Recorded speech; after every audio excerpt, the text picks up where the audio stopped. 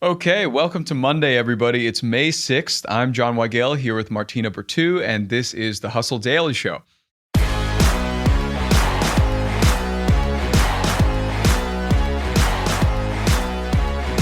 Today, Martina Bretous, the editor of Hubspot's Next in AI, returns to cue us in on the biggest AI stories we may have missed or lauded over in April and early May.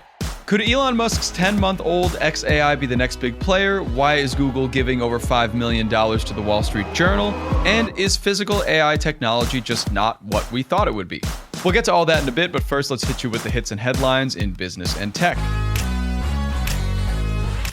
All right, kicking us off today, Hollywood had high hopes for Ryan Gosling's The Fall Guy, kickstarting a torrid summer blockbuster season, but the action comedy flick underperformed expectations with a so-so $28.5 million weekend debut. Next, the Kentucky Derby ended with a thrilling three-horse photo finish this past weekend with millimeters separating winner Mystic Dan's $3.1 million top prize from the runners-up at $1 million and $500,000, respectively. Next on the docket, dorm microwaves have really earned their summer break this year. Americans bought about $1.6 billion worth of ramen between April 2023 and April 2024, which is just the latest gaudy numbers in a long simmering trend. U.S. retail ramen sales are up 72% since the year 2000. Over to big tech, a new feature made its way to YouTube. YouTube Premium members can use an AI-powered, quote, jump ahead button that'll bypass the video's least watched sections to, as they say, get to the good part. And finally, Warren Buffett hosted Berkshire Hathaway's annual meeting, highlighted by a somber remembrance of his late business partner, Charlie Munger, and ending with the 93-year-old Buffett saying he hopes to be around for next year's summit. The company, though, continues to flourish despite a dip in Q1 profits. The company revealed it's sitting on a record $189 billion of cash, and that's huge. Okay, our main segment today is a huge discussion about this past month in AI. What updates do you need to know? What companies are at the forefront? And what can we look forward to? To give us that insight, I'm joined by Martina Bretous to discuss all those questions and more. Welcome back, Martina, once again. Thank you, John. Happy to be here. Yes, happy to have you as always. I'm going to start off with the first thing we usually start off every month, which is to ask you if there were any big surprises you found last month in AI. Yeah. So for me this month, it's two things. One is a little bit of personal interest, and the second one is more business related. Mm-hmm. I was really surprised to hear that the rapper Drake used AI in a diss song that he released in April. People like you and me, we use it to produce songs that sound like Drake, that sound like Rihanna, that sound like these big artists. And we've never seen somebody at this level of stardom leverage AI in this way. So that was a big surprise for me.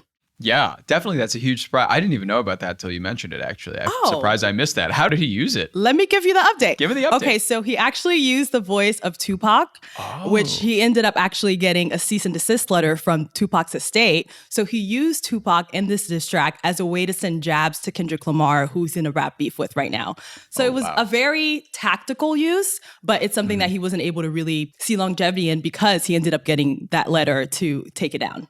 Wow. So even artists as big as Drake get cease and desist letters from people. Right. They still have to stop. by using AI voices. Wow.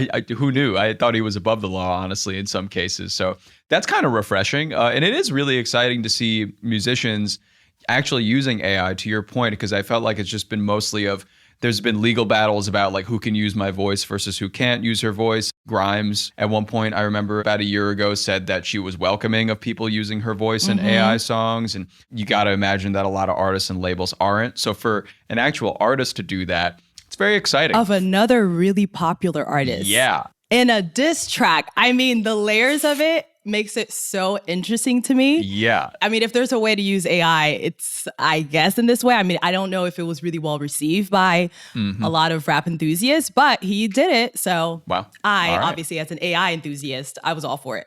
Oh, yeah. And speaking of interesting ways to use AI, going off of that, another big thing came out this month. Obviously, we talked at the end of last year, at the beginning of this year even, about the rise in wearable tech and kind of what physical AI devices mean for the future.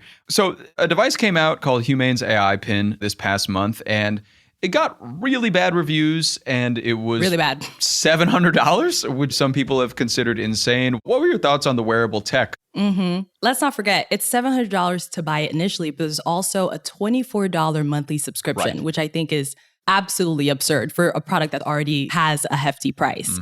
I have a lot of thoughts on the AI pin. I think when it first came out, I was following some of the marketing, and I think they just really failed to showcase its value. They were using a lot of marketing terms to explain what it would mean and what it could do. But I think for the average consumer, it's very hard to understand what it does and how it can help you in your day to day. Sure. So I think that's where they went wrong. And obviously, you had that super viral video of Marques Brownlee, who essentially roasted the product. And I think he had a fair and balanced review. He talked about some of the positives, which is it can tell you what it sees in your space, which I think has some really interesting accessibility advantages that they can lean into.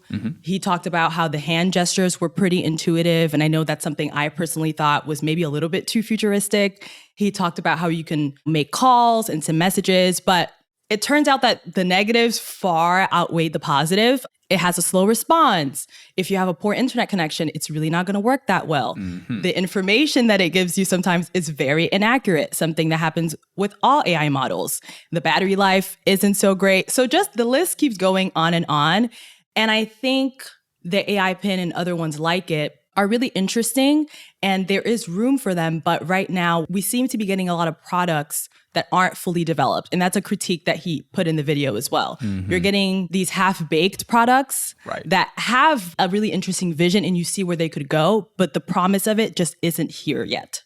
Yeah, it seems like a lot of these products that are coming out have a lot of the same functionality as you could get on a phone. Exactly. And that was something that was happening in, the mid 2000s when BlackBerry was out. There would be these other devices, you had an MP3 player, you had this, you had that, single-use devices for separate things. But now that we have phones, it seems like these aren't necessarily that useful, although there is another device that came out, the Rabbit R1, at a $200 price point. That one features also a camera that you can kind of scan things and ask your AI, like, what is this? And also reviewed by Marques Brownlee as well.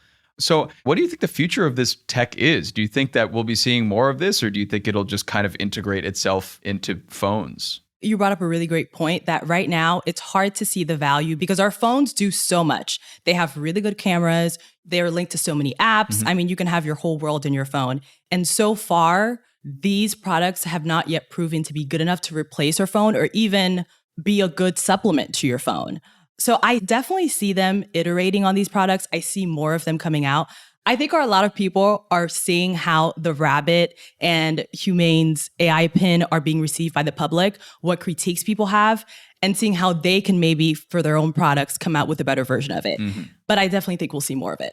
Yeah, and to get into some other companies, we talked about some physical AI. Now let's talk about some software, okay? So obviously Tesla's been in the news this past month. We're not talking about them, don't worry everybody. But we are talking about another Elon Musk property, XAI, and they were able to raise about $6 billion in funding so far. Do you think they can be a viable competitor? They're pretty new. Yeah, I think definitely. I mean, we've seen Elon obviously build these really successful businesses. We know that he was a co-founder of OpenAI, so it's not like it's a industry that he's unfamiliar with. Obviously, he has Grok on Twitter. He has his own AI model. And what he's done so far has been pretty impressive. They just came out with Grok 1.5 Vision, which is comparable to the quality that we're seeing on ChatGPT and Claude and Gemini. So even though it's still early, I think that they can be a really viable OpenAI competitor for sure. Yeah, totally. I mean, I think they're definitely in the mix. And it seems like they're getting a lot of traction just in the first 10 months. But of course, as we know, things move pretty fast They sure do. in this field. Another company that's kind of moving quickly is Perplexity AI. I know you've done a report on them recently, and they had their CEO featured in the Next Gen AI podcast on our podcast network at Hubspot. But the idea about Perplexity AI, do you see them growing massively in the future? Because they kind of come to us as a search engine alternative with AI. Yeah, I just read a report about how AI-powered search engines are growing in popularity now because people aren't going straight to Google anymore. There's a growing percentage of people who are going to TikTok, who are going to Perplexity, who are trying to find alternative ways of getting their information because sometimes Google just isn't doing what it needs to do. And so I definitely see Perplexity continuing to grow in popularity.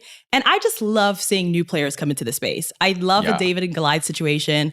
I love the underdog coming in, disrupting the space, bringing in something new. Because I think sometimes when you have really big players, they can sometimes lose touch with their consumers and what people are looking for. And having a new player come in and shake things up can almost help them reassess and reevaluate what they're doing, what they're offering. And so it creates that competition that I'm all here for. Yeah, you love to see some smaller companies come up and duel with a Google or duel with X or Microsoft or Meta or like any of these big time companies that have all the funds to do anything in the world. So exactly. That's nice. And talking about companies that have the funds to do anything in the world, Google apparently is paying Wall Street Journal's parent company $5 to $6 million every year, or it's going to start doing that to develop new AI-related content. So obviously, as a journalist and as somebody that primarily works in AI, what do you think about this? Is AI and kind of creeping too much into journalism, or are AI players and tech players creeping too much into our space here? It's so interesting. The relationship between journalists and journalism and AI is very complex. So on one hand, you have news publishers who are getting paid top dollar to license their content to these AI companies so that they can train their AI models. On another hand, you also have publishers like the New York Times suing AI companies like OpenAI for copyright infringement. And then you also have news publishers considering using AI to write their content. So personally, I have a lot of hesitation around this because obviously when you think about journalism, you think about two things: accuracy and integrity, right? And AI is also known for not doing those things. AI is known for giving you wrong information. It's known to fall into these kind of stereotypical tropes of people and things. So seeing those two worlds converge definitely make me a little bit nervous, but it was only a matter of time. Obviously, there is this kind of one-way relationship that's happening right now where AI companies are depending on the publishers. But I hope it doesn't become the other way where news publishers are now depending on AI. So we just have to wait and see, but it's tricky. It is very tricky. And I like how you mentioned all of the kind of ins and outs of this relationship because it is very finicky at times. It's really weird. Some people get paid to do something, they pay them to do something else. I mean, there's a bunch of legal problems with it right now about publications being featured in AI software that it shouldn't be. So yeah, it just sounds like a mess. But coming off that negative, what are your expectations going off into next month? And we'll, of course, meet back here again. But what do you think is going to happen next month? What are you looking forward to? And what are you excited about? The Verge's, they ran a report. And one thing that they found that I thought was really interesting is that AI is becoming a marketing tactic. So they asked folks, when a product or experience is powered by AI, by how much does it make you interested? So 53% of millennials said it made them more interested. 49% of Gen Z said it made them more interested. 39% of Gen X and 27% of boomers. Wow. The last one really surprised me, the 27% of boomers, because I think at least maybe that's my stereotypical perception of boomers, which is that they maybe don't like technology as much. And so what I'm picturing over the next month and over the next year is that AI will become even more of a buzzword, but specifically in the context of product marketing. I think we're going to see a lot more products, even if it's in a small feature of one product line. We'll see that becoming a tagline and something that every business is trying to push forward because AI powered means something bigger. It means something better, something faster. So I see that continuing more. See, that's interesting. And I'm sure you're right about that because you see a lot of companies nowadays touting their use of AI in certain things. And even if it's a very small use in something that doesn't even see the consumer day to day, they are reporting on it. We actually talked a few weeks ago about the concept of AI washing and how a lot of these companies are just inserting themselves into AI by saying something is built by AI when maybe it's really not, or maybe a certain facet of it is, but they're advertising it. Like even Coca-Cola got in some hot water for this a while ago by saying they had a drink that was produced by AI, which is, I mean, obviously not true, but, but That's sure interesting. Some facet of it maybe was produced by that in that they asked ChatGPT, what drink should I make? I don't know. Right. There is something there. But yeah, that is interesting. And I definitely agree with you that that is going to be a thing we see a lot more of in the future. Yeah, I think AI powered is the new organic. You know how in stores, I remember That's going so in true. stores, and when the organic word came out, it was everywhere. And I remember thinking, oh, I had a perception of what organic meant. And then I remember doing research later on, and they were like, yeah, organic doesn't mean a thing. It's just this buzzword, and it crushed all my dreams. And I thought about all the products that I paid extra for because they were quote unquote organic. And I feel like it's the same thing with AI powered, or it's going to be the same thing with AI powered, where you're expecting all of this really fresh new technology. And then you're like, wait, I can't even use this in my day to day. Yeah, good time to mention. Thanks for listening, everybody. This podcast is powered by AI.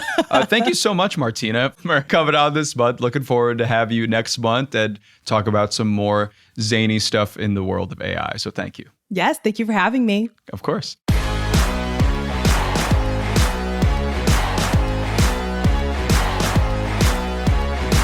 And thank you, everybody, for listening today. And thanks for tuning into the Hustle Daily Show. We're a proud part of the Hubspot podcast network. Our editor today is Robert Hartwig, and our executive producer is Darren Clark. We've got a lot more tech and business coverage in our newsletter. If you're not subscribed, go get yourself signed up at thehustle.co/email, and we'll see you tomorrow.